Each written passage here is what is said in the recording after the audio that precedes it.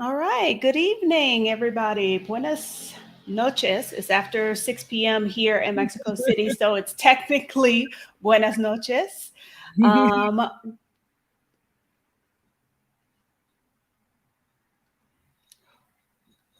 okay.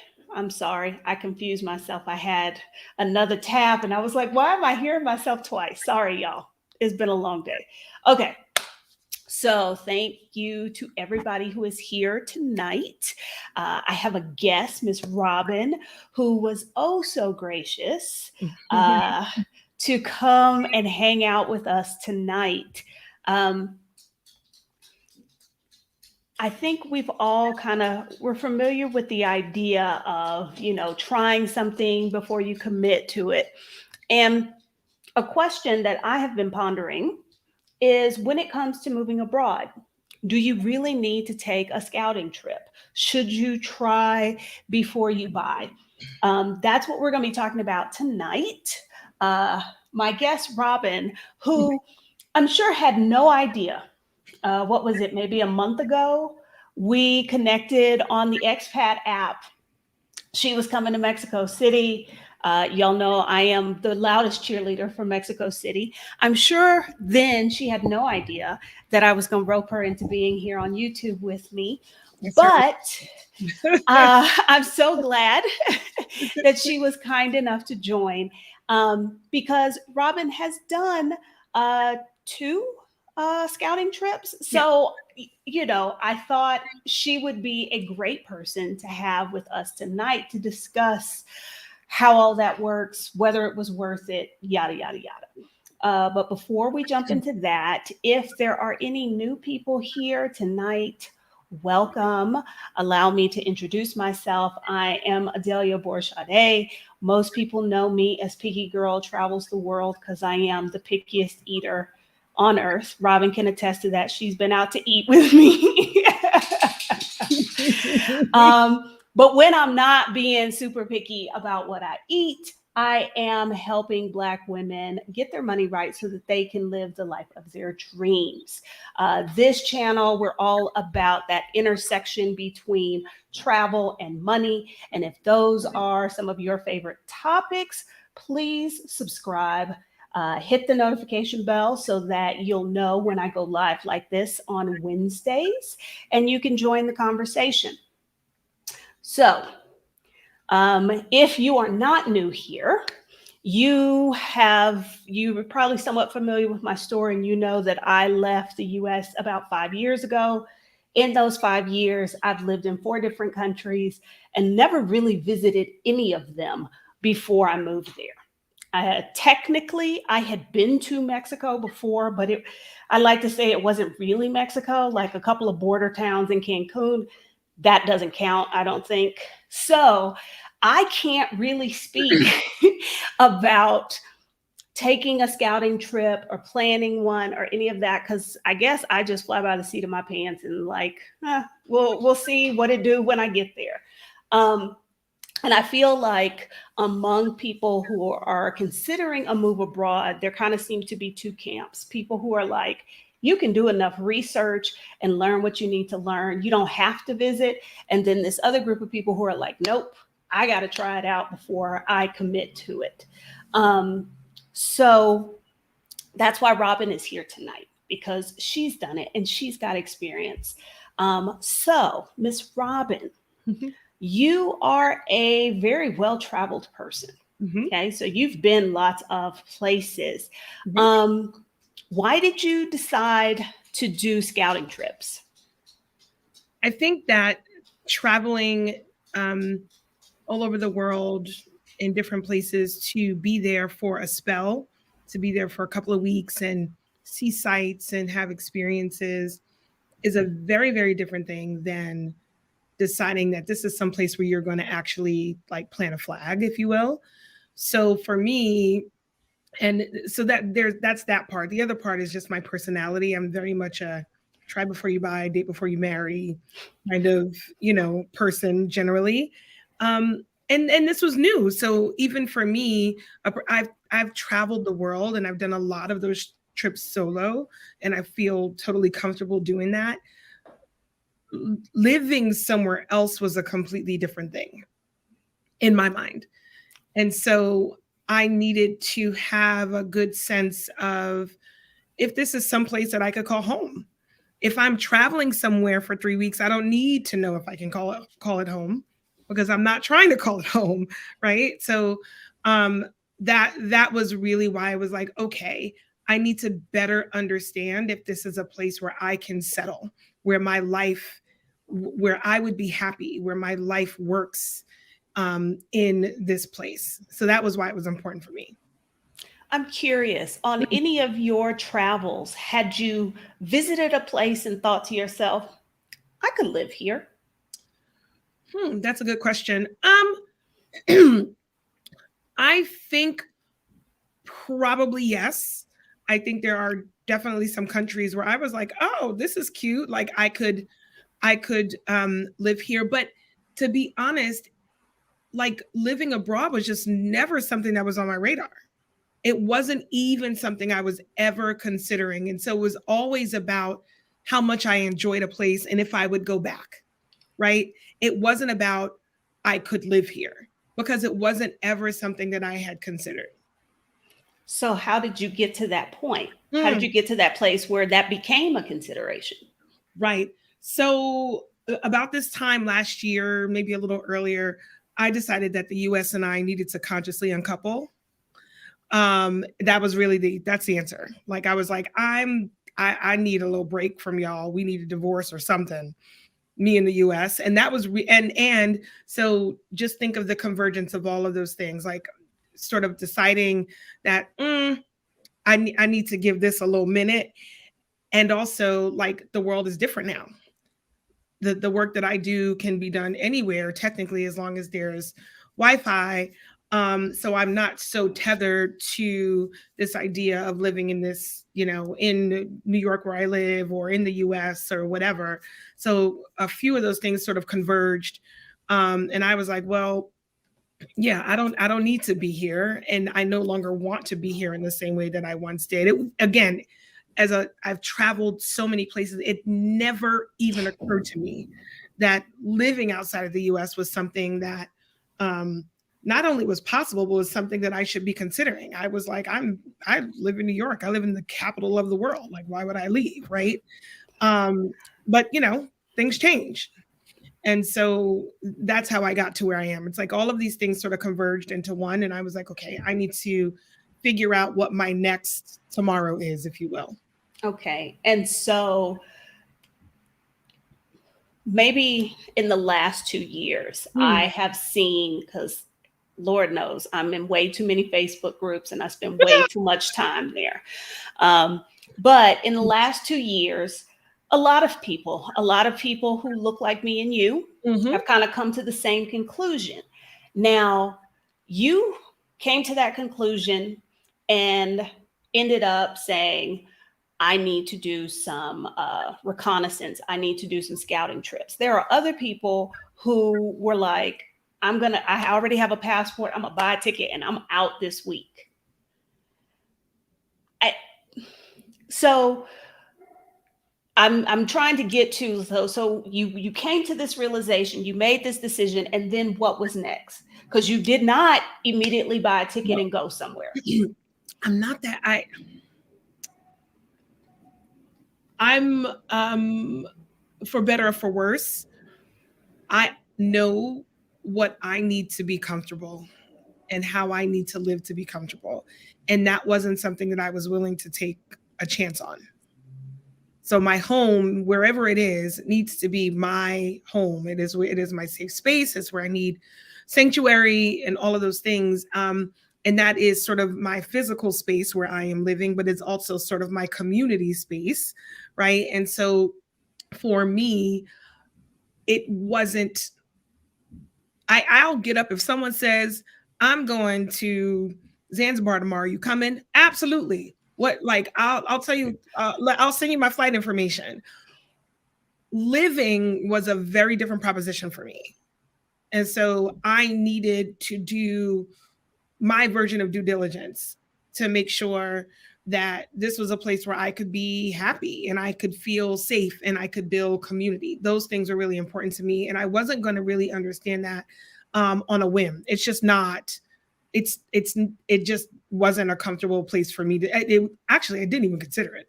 It did not even occur to me that I could just buy this one-way ticket and pack up my crayons and move to, Timbuktu and decide to live there. It never occurred to me. It's like, okay, I need to take a step back. And if people who know me, like I'm like lightweight type A or maybe very type A, I sort of like, what's my criteria? Like, kind of pins on a map kind of thing. Not that, aggressive, but it was in my mind. That was sort of the process for sure.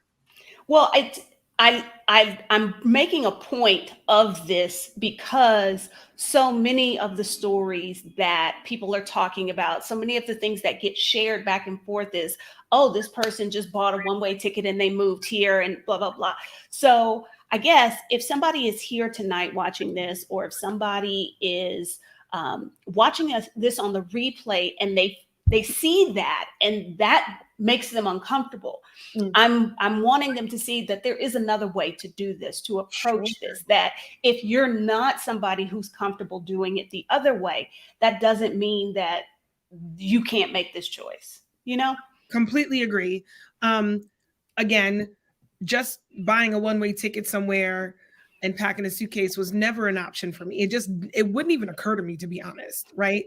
For me, it needed to be more of a calculation, and there needed to be more thought that went into the who and the how and the where for me to be comfortable, for me to make this move.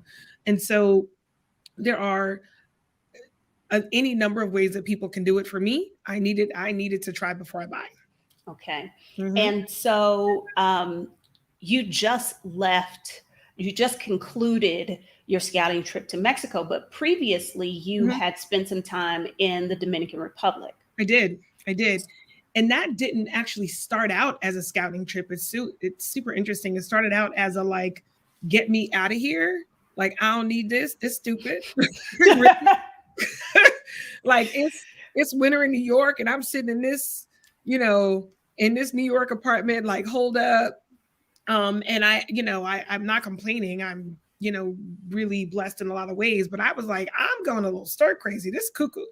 So it started out as, I just need to, if I'm going to work and sit in front of a computer for 8 or 10 hours a day, then at least let me have like something nice to look at, right? Let me have the prospect of a sun and a sand. And so that's how it started.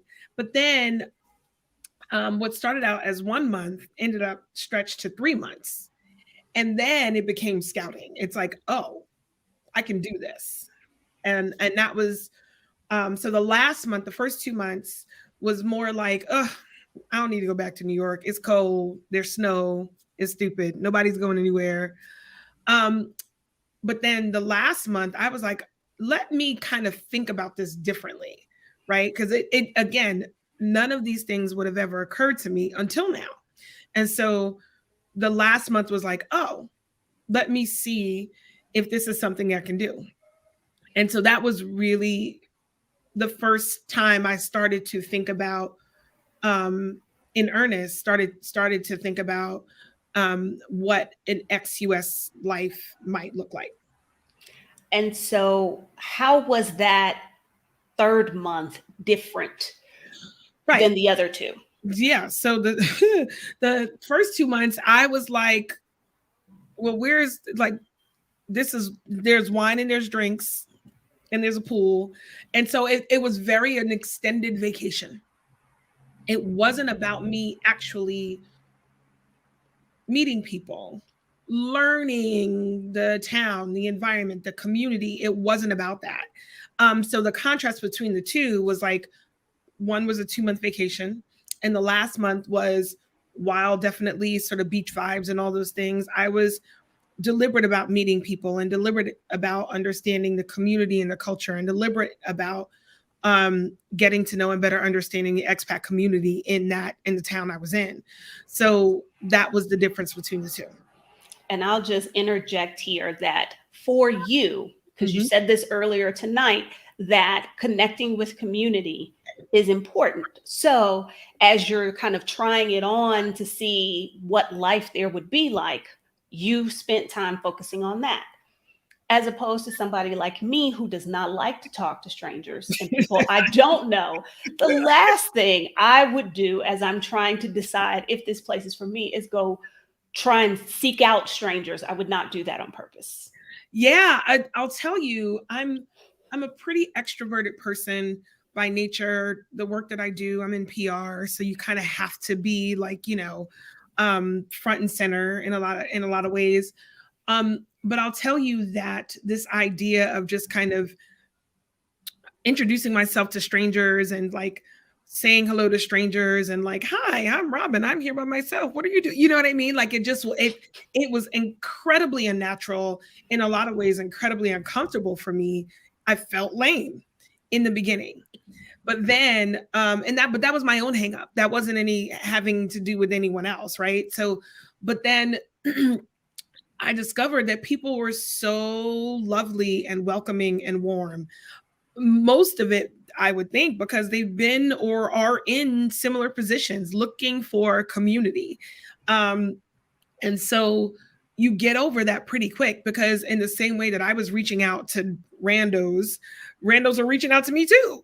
Like, because they're like, hey, I see you are here and blah, blah, blah. So it ended up being something, while it was uncomfortable and I'm still not comfortable with it, I'm not necessarily signing up for it.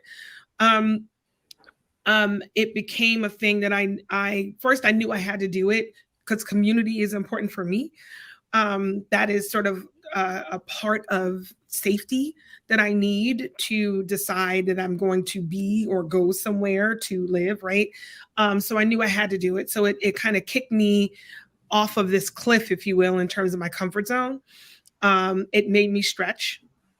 So as uncomfortable as that can be, I appreciate what that offered. But again, every expat community that I've sort of inserted myself into has been so warm and lovely and welcoming.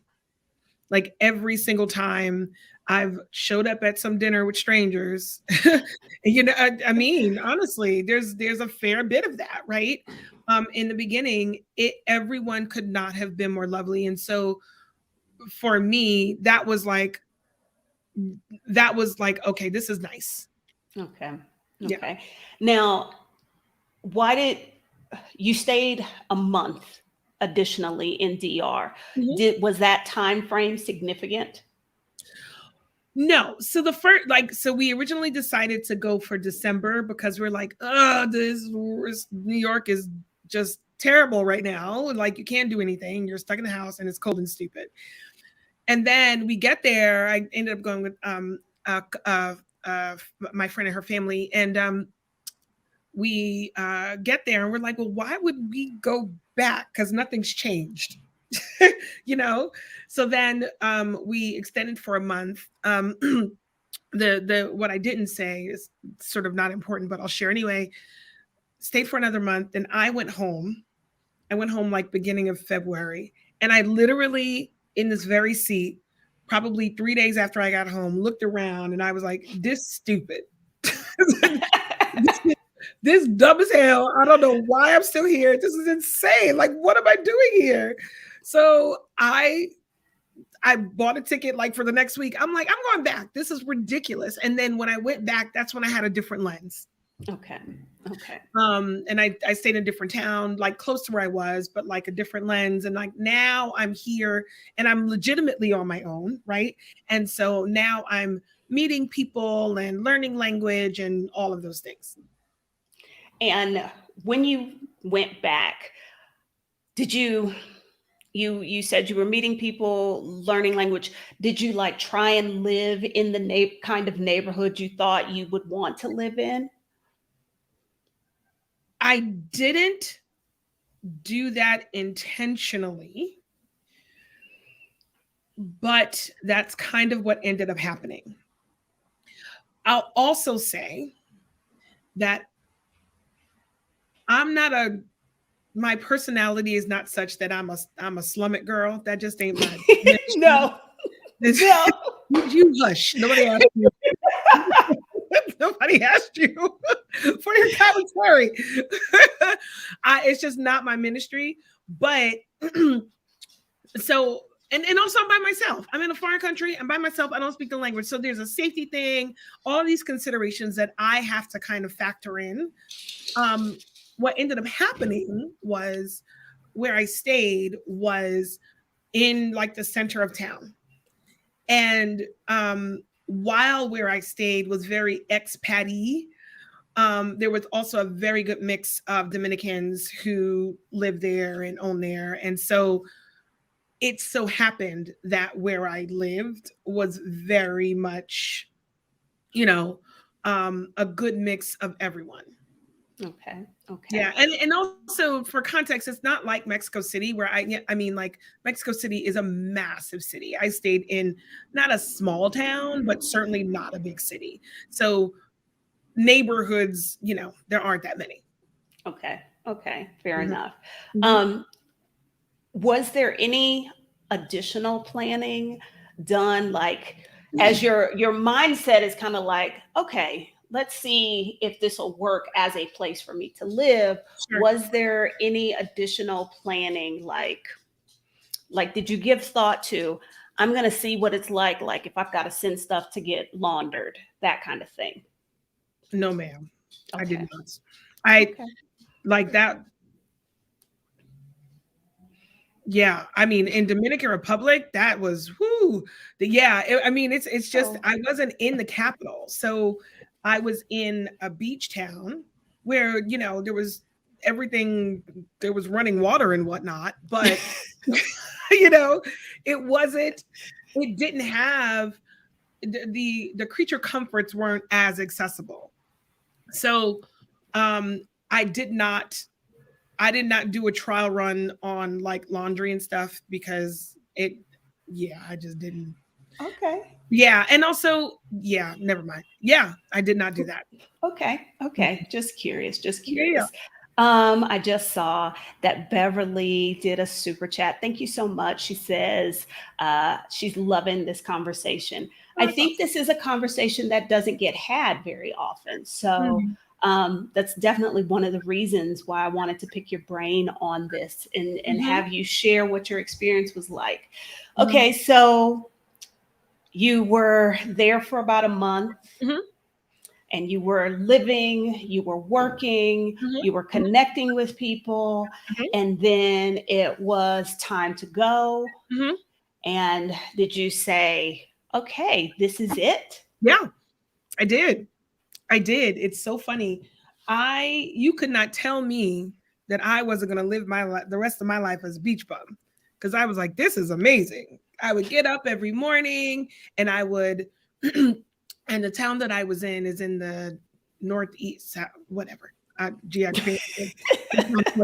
The town that I was in is all coastline. So the beaches, like there's beach everywhere. It's really, really, really nice. So I'd have this amazing, like, before the workday started, I would get up and I would like go get lost on a beach somewhere and like have breakfast I'm living the dream. It was great. And then I'd come back and like start my workday and I'd be like I had a huge patio. So I'd be on the patio working.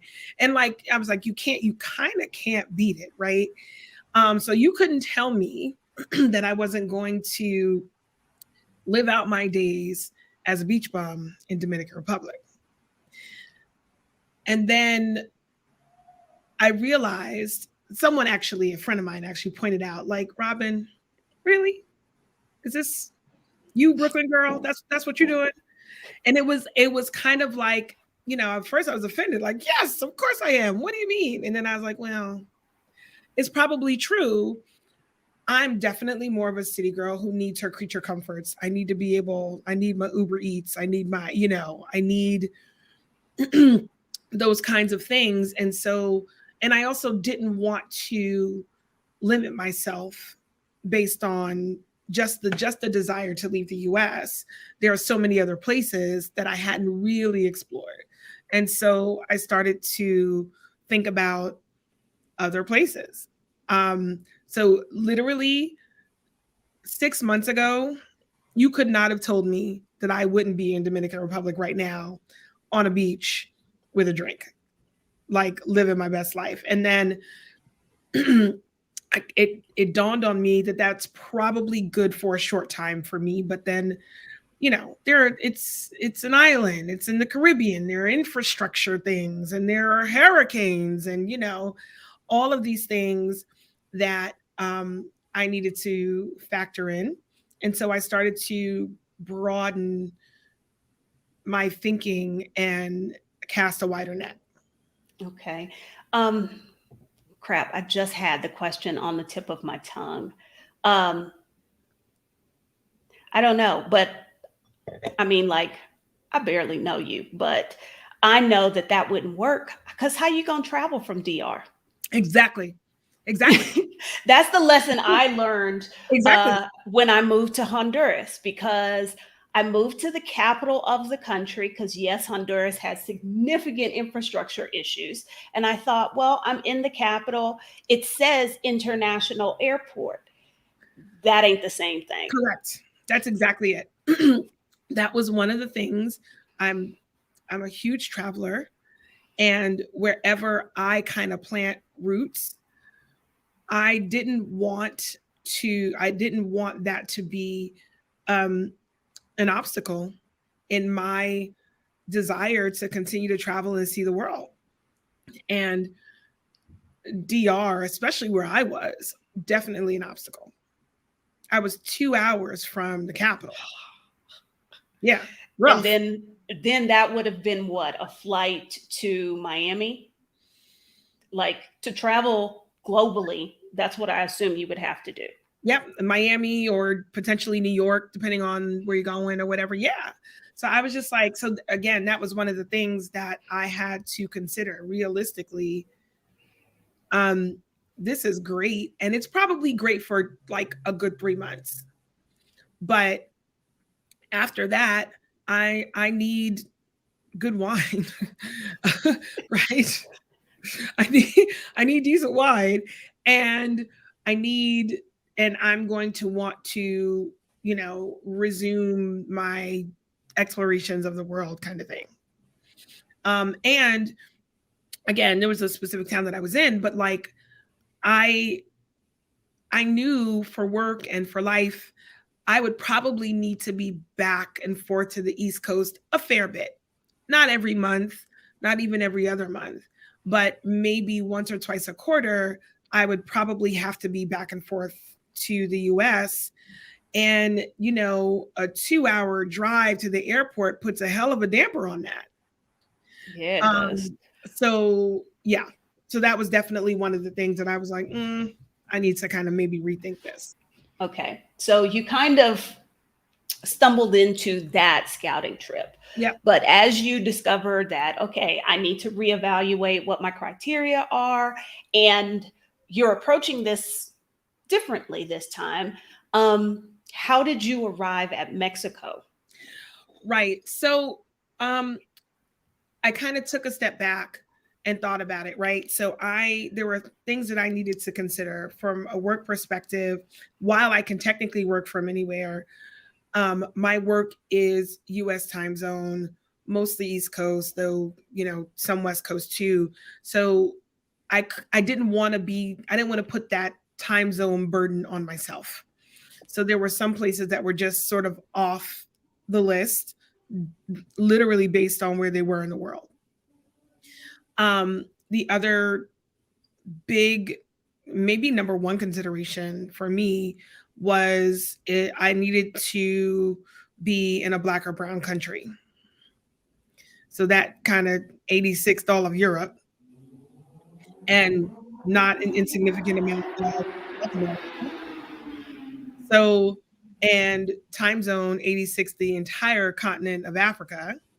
So as I started to work my way down my criteria list, the places that bubbled to the top, were fewer and fewer. If you add those two things, like needed to be sort of within 2 or 3 hour time zone of, say, East Coast, right? And then it needed to be a Black or brown country, and it needed to be an international hub. There kind of is only one place that, within those, with those three criteria, that that checks the box. And that's how I landed on Mexico City. Okay. And can you talk to us about, like, okay, so Mexico City seems like a good choice. Sure. But how do you approach planning a scouting trip? Mm-hmm. Now that you've had this experience in DR, Mm-hmm. and you've reevaluated some things, so how do you approach that? Did you immediately think about how much time you needed to spend there, or I don't know, you tell me. Yeah, I mean, I don't know that there's a formula that I can offer. I can give you a little bit of insight into where my head was and sort of how I did it. I think from my perspective, I knew I needed at least a month.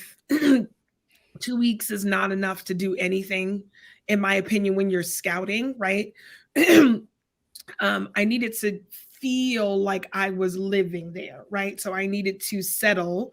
And so for me, that meant at least a month. So that was sort of my first thought.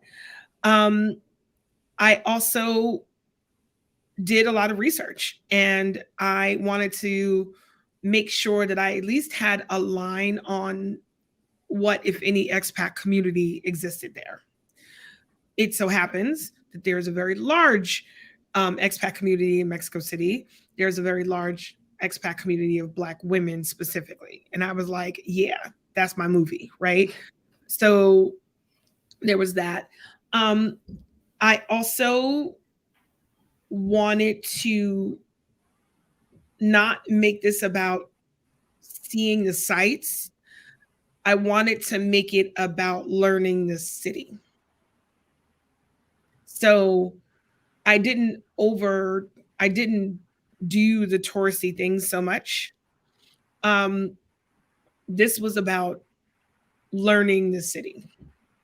And I wanted to be centrally located so that I could kind of just pop around the city as much as possible. And so those are the things that were factors for me. It needed to be at least a month, in my opinion, to feel like I'm actually going home at the end of a day, or, you know what I mean?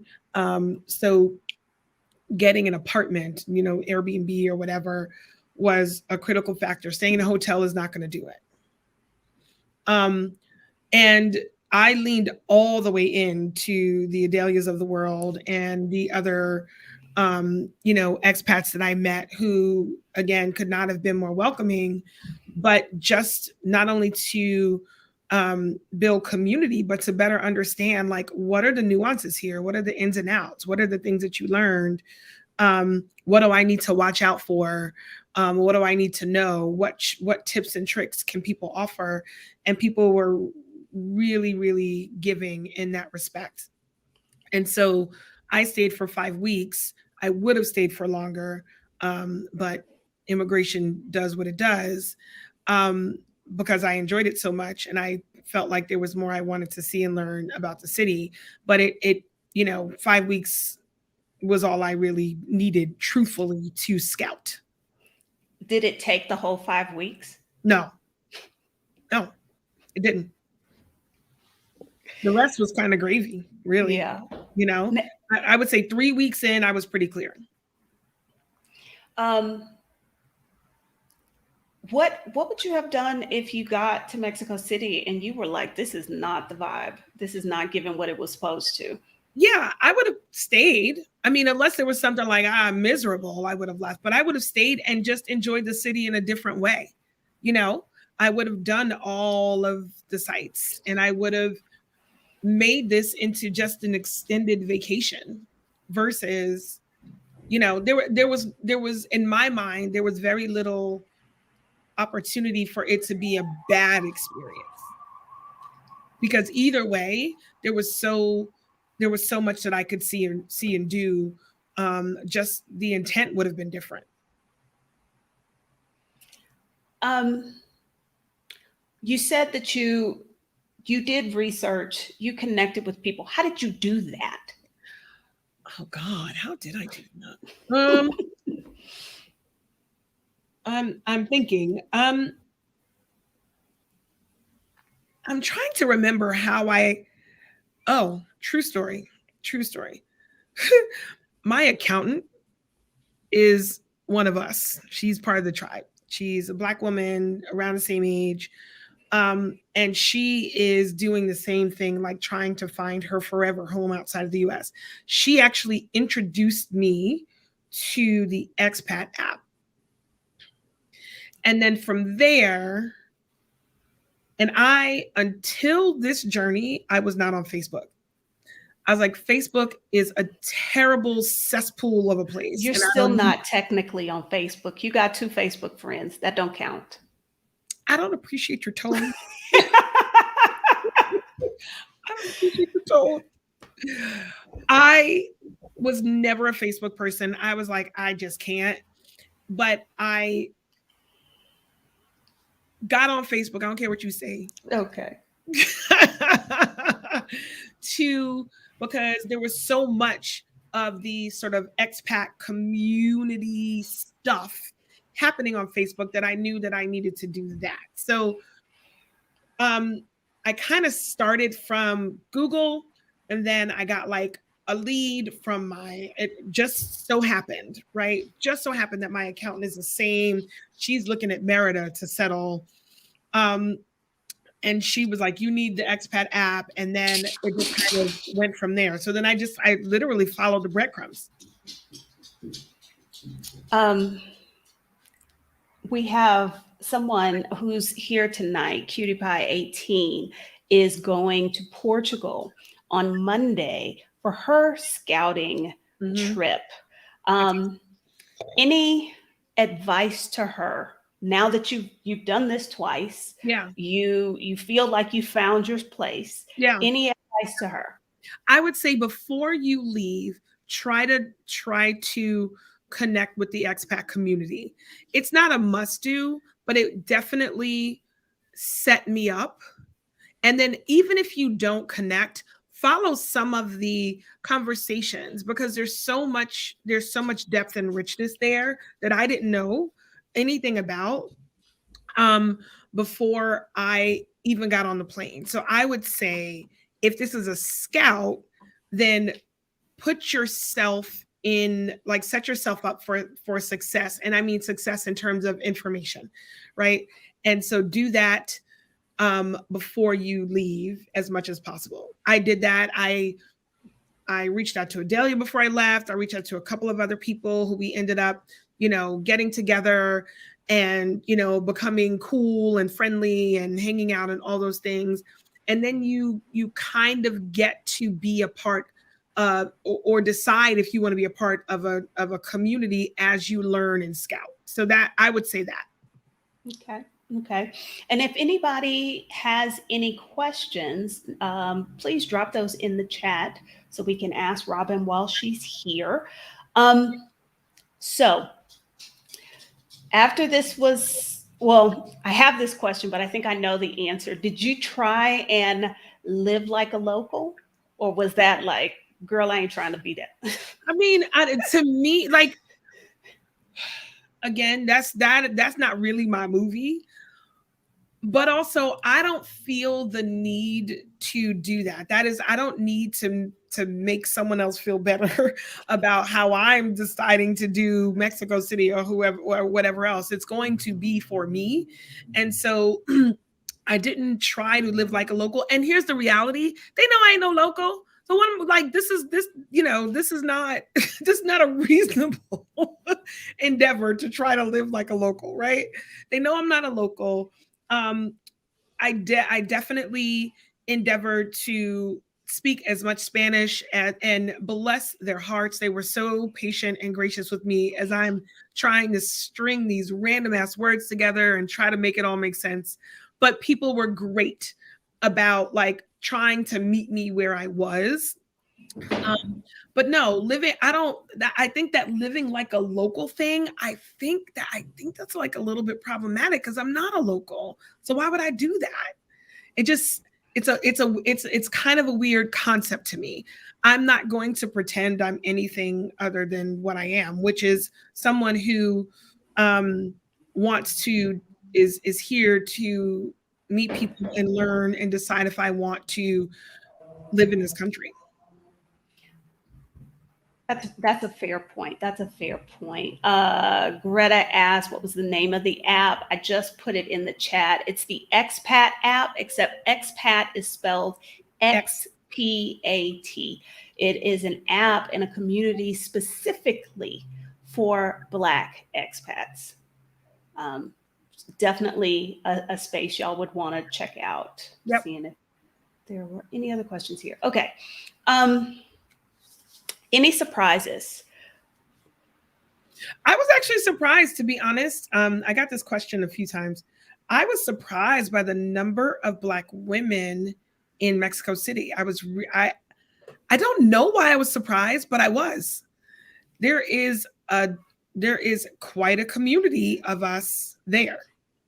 There are quite a few of us here, but one thing in talking to people who come here after they've been in Playa and other places, you won't always see us walking down the street. Right. Yeah. I don't know if that's geography and topography. I don't know if that's because there's 21 million people here, but there are quite a few of us here. Yeah. I think it probably has to do with the 21 million thing. That's let me hazard a guess there. No, that's fair. Like, you're not going to see, you probably won't see Black people or Black women specifically, or Black people generally, very often, but you will. And then once you double click into the community, or you're intentional about finding them or like being a part of the community, then you realize there are like a lot. Okay. Any regrets or anything you would do differently? Regrets do differently. I think I probably, I want to say should.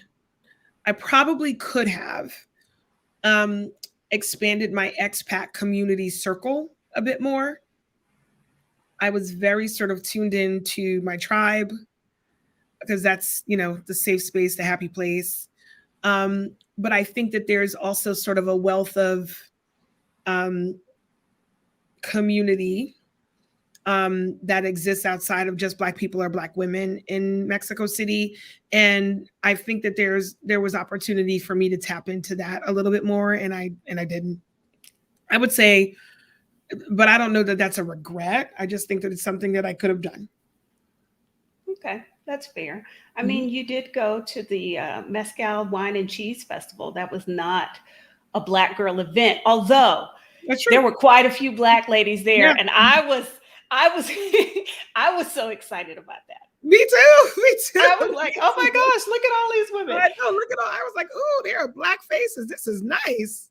Okay, so we have a question. So aside from not trying to become a local, what would you all recommend to get assimilated in the country or the culture? How are you living? Digital nomad, entrepreneur, US job? To me, I think the first step is language, to be honest. I think you have to start by communicating in the language of the country. I think that that's the first step for me. Again, this living like a local thing is just a weird, personally, I find it like a little bit of a strange concept, because I ain't local and I'm not fooling anybody. So to suggest that anything different is a little strange to me, but I think being able to communicate in the country's language and not forcing them to try to have to communicate in yours is the absolute first thing. And then I'm personally an entrepreneur, which is why it's like wherever Wi-Fi is fine. But any number of the people that I've met I didn't meet as many digital nomads as I thought I would. I thought that I would meet a lot more, but they're a big community. There are a bunch of them here. There are a bunch of them. They are a ton. I didn't meet as many, but many have US jobs or global jobs, right? So working for big global corporations that have either moved them to Mexico City or allowed them to move to Mexico City, as an example, and a couple of entrepreneurs as well. So, and there are people who are retired. I met a fair number of people who have just like cashed their chips in and are and living as retirees as well. Okay. So, are you happy with the choice to take a scouting trip? Like, you thought in the beginning of this, given my personality, this is what I need to do. Yeah. Do you still feel that way? 100%. I could not have, I would not have been secure in the decision without, I needed to do the recon. I am a data person. I need data in, like, and let me process. And so that was the I call it recon or scouting or whatever. That was absolutely a part of my data gathering process.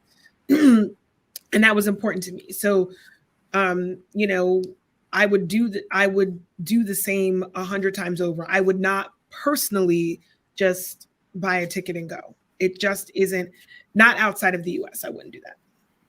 Okay. So how does this trip fit into your overall move abroad plan? I'm not sure I'm okay. So you spent 5 weeks in Mexico City. I did. You're like, yes, this is the place. Mm-hmm. But you are now back home, New York. Yep. What's next? What does the plan look like? Oh, I'm sorry. Okay. Yes. Yeah, I'm trying to, well, for context, I've been home for 3 days. So, okay. So to be fair, I was like, girl, like my suitcases aren't even unpacked. Like, I literally, it's not even been 3 full days. I got home on Monday. So, yeah, Mexico City is my place. It's now just about, okay, so what are the steps to get me there? It's life steps. It's, you know, dog steps. It's condo steps. It's immigration steps. It's blah, blah, blah, blah, blah. So all of those things are the things. But I just got home. So I have not even I've not even started to put any of those, and there's no rush for me. I don't have a hard deadline. There's no milestone that I need to manage to, but I've made the decision. And so it's just a matter of activating against it. And, you know, let me spend a few more nights in my bed, and then I will, and then I will start to think about that. Right now, not what I'm thinking about. That's fair. That's fair. You know, I can speak for myself, and I think this is pretty true of the other ladies here. We were very much like, okay, Robyn, when are you coming back? Oh my God, you guys are the pressure. It was so much pressure. I was like, okay, I haven't even left yet, y'all. Like, yes, which is so lovely and heartwarming and very sweet. I'm saying May, but you know, it all depends on any number of things. Again, there's no hard deadline for me. You know, it's like, when can I pull my, you know what together? And that's okay. And I'm glad you said that, because I get the feeling from being in the various spaces that a lot of people feel pressured about, like, I have to be gone in this amount of time, of that sort of thing. And for some people, that may be appropriate, but for someone else, it's like, okay, I've made the decision. So as I start to move things around and sort things out, I know where I'm going, but there's not this pressure of a deadline necessarily. There isn't a pressure of a deadline for me. Deadlines are what I do in my professional life. I don't want to impose them on myself unnecessarily.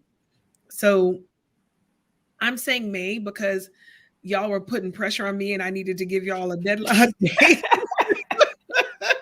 So I was saying May, and I think that that's, reasonable, but who knows, right? So it's just a matter of, putting all the pieces into place.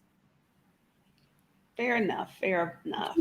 Um, F Doctor, I like the concept of a scouting trip to my dream location. Just hope I'm not disappointed in the process. Reframe that though. Reframe that. Don't think about it that way. Think about it as worst case scenario, you get a great vacation. Yeah. And you learn that this is not the place for That's you. right. That's right. Don't think about it, not working out, or this location or this country or this region not living up to your standards or not being what you thought it would be. You've now gone to this place and you spent some time. And so don't think about it as a failure of a scouting trip if it doesn't rise to the level of you. That's the objective of scouting, is to get information.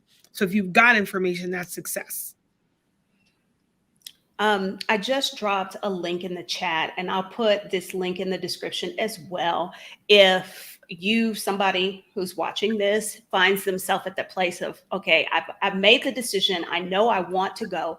I know where I want to go, but it's like, okay, now how do I make that transition? What's the stuff I need to do before I leave? I've got a move abroad checklist that kind of goes through what are the financial things, what are the legal things, what are the, immigration things that you need to do before you make that move. So that link is there. And if wherever you are in the journey, I've also got a playlist of videos on how to move abroad. Interviews that I've done with other women who were in various stages of the process, share some of my experience, as well as if how you're going to support yourself is a concern. There's several videos in the playlist about working remotely, how to fund your life abroad. So that is there, and I will put a link in the chat. Greta wants to know, did you decide on the neighborhood you would like to live in CDMX? And before you answer, people who don't know, CDMX is Mexico City, Ciudad de Mexico. Right. Not one neighborhood. There are probably 4 or 5 that I enjoyed that I would live in. And they're the ones you would expect, right? If you know CDMX, they are Roma Norte, Condesa. I like Juarez a lot. I also, I stayed in Condesa, but I stayed sort of on the southern part, called Hippodromo. That's not how to pronounce it. So don't pronounce. I was going to say that's how I say it, but yeah, I'm from Texas, so I'm sure I say it incorrectly. Yeah, no, I butchered it. But where I stayed, I love that neighborhood as well. It's like a neighborhood within a neighborhood. It's like a sub neighborhood. So for context, I live in New York and I live in Brooklyn, and my neighborhood in Brooklyn is incredibly walkable, and I love that, and I don't want to lose that. So that is important to me. It's important to me that I'm in a walkable neighborhood. I want to roll out of bed and roll to brunch, or to a bar, and that's an important part of my life. And so while there are beautiful neighborhoods, Duvalier and other neighborhoods that are just amazing, they're further away from sort of the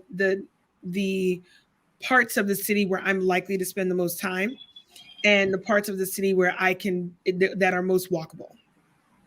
So that's where I am leaning. Okay. That makes sense. That makes sense. And in case y'all are wondering, she was not a fan of Polanco.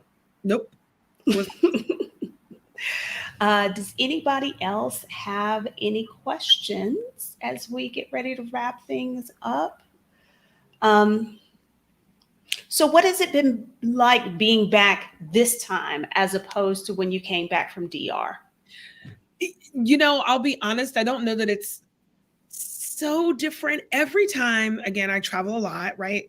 But every time I come back, especially from a long trip, I'm happy to be in my own space, in my own bed, and all of those things. But it feels a little foreign. It feels a little foreign for the first few days. The other day, true story, I walked into my kitchen and I was like, where do I keep my pots? I could not. I was like, it was fully 15 seconds of me like, oh no. That like I've got to like reorient, my whole life now around my house. Again. So it doesn't feel any different yet. Again, I just got home. I think it will probably start to feel different once I kind of like take a breath, settle in. And then I'm only here. I'm like going back out on the road, if you will. Like I'm going back out in a couple of weeks. So once I am home for a good enough stretch where I can say, okay, now I need to start thinking about how to plan for this next chapter and for this move. I think that will feel different. Right now, it doesn't feel very different. It feels, the first 3 days, I'm like, oh, where do I keep my forks? Like, I don't, I think that's the same. I think when I get home in January from the next sort of round of travel and settle in, I think that will feel very different. Okay. Mm-hmm. Well, thank you for joining me tonight. I know this, again, like I said, when you first connected with me on the Expat app, I'm sure never in a million years did you think you'd be here. Accurate. Yeah, true story. But I am very grateful and appreciative that you joined us and shared your experience, because I think it is going to help someone. We got one more question somebody squeezed in here. What advice would you have to calm the jitters? I am so nervous about my scouting trip in the spring. So I'll say two things. The first of which is, for context, and I mentioned this, I travel alone a lot because I got the travel bug early on in my life, and I just can't wait for other people to catch up. So I just go. So the idea of going someplace alone never scared me. So so in fairness, if solo travel is new for you, I understand why sort of a solo scouting trip is can be a little overwhelming. I go back to, but to answer your question, I really go back to what I said earlier, lean into these communities because they are so open-armed. Before you get there, set up your coffees and ask the questions, and set up your coffees and your lunches and your drinks, and, introduce yourself. I'm telling you, people are very, very lovely. That will help, I think, ease some of the jitters, because you're going in knowing that there's at least a person, strange as they may be, who you can tap into. And I 99% of the time, they are really, really open to offering support and help and guidance and tips and assistance. So that would be the thing that I would say. Don't be afraid to ingratiate yourselves and insert yourselves into some of these communities because they're really, really helpful. And I'll just remind you that every day you are going places by yourself. You're doing things by yourself. This is no different. It's just someplace else. But you know how to live as an adult human in this world. So, yeah. The other thing I'll say, this is my strategy. I don't necessarily suggest this for everyone. I try to crawl before I walk. I'm not going to go on a scouting trip, or I'm not going to move to a foreign country or even go to visit someplace and I'm going to be deep in the hood. I'm not going to go. That's just not, to me, there is an element of baby stepping this until I get a comfort level with the surroundings, the community, the neighborhoods, all of those things. So my strategy is to go where I know they are sort of, frankly, used to tourists, foreigners, and expats, where there is more likely to be people who have to speak a little bit more English, which is kind of shitty, but it's the truth. And to me, it's a runway to sort of a different, you know what I mean? So I try to ease myself into it. I don't just kick myself off a cliff. That's my way. I understand that people have different ways, but that's my way. So I would suggest, like, where do the expats hang out and where do they live? And that will probably give you a more of a sense of comfort as well. And thank you, Annabella K, for the super chat. I can never remember that word. I don't know why I can't. And several ladies in the chat are talking about how helpful this conversation has been, which is what I was hoping. Because again, I've not seen a lot of people talk about it, and it's not an experience that I can share from my own. Sure. I don't know. I just didn't do it. I just didn't do it. Okay. So thank you again, Robyn. Thank you to everybody who joined live. If you're watching this on the replay, thank you for watching. And I will see y'all next week. Same time, same place.